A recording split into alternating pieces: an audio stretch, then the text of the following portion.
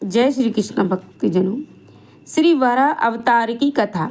इसके पहले हमने मत्स्य अवतार की कथा श्रवण की थी। आज हम श्री वराह अवतार की कथा श्रवण करेंगे।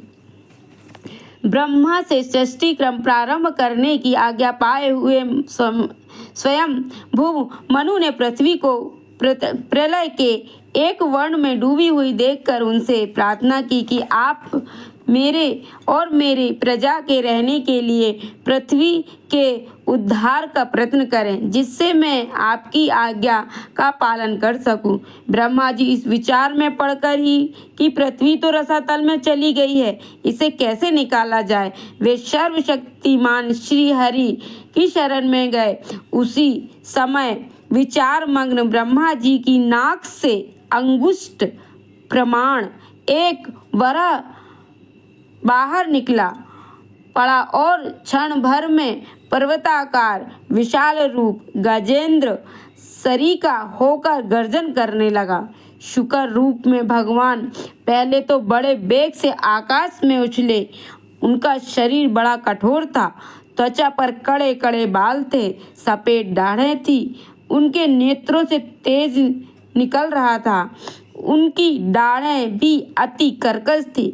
फिर अपने ब्रजमय पर्वत के समान कठोर कलेवर से उन्होंने जल में प्रवेश किया। बाणों के समान पैने खुरों से जल को चीरते हुए वे जल के पार पहुँचे।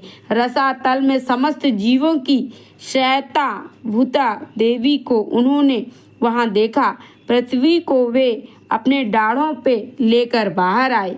जल से बाहर निकलते ही उनके मार्ग में विघ्न डालने के लिए महापराक्रमी हिरण्याक्ष ने जल के भीतर ही उन पर गदा से प्रहार करते हुए आक्रमण कर दिया। भगवान ने उसे लीला पूर्वक ही मार डाला। श्वेत डालों पर पृथ्वी को धारण किए जल से बाहर निकले हुए तमाल वृक्ष के समान नीलवर्ण वराह भगवान को देखकर ब्रह्मादि को निश्चय हो गया कि ये स्वयं भगवान ही हैं।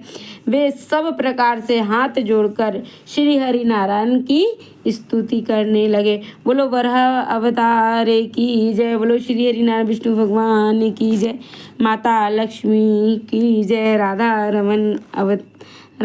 रमन लाल की जय। अब हम तीसरा जो अवतार है भगवान का, कश्यप अवतार, अब हम उसकी कथा इसके आगे के अध्याय में श्रवण करेंगे। जय श्री कृष्ण।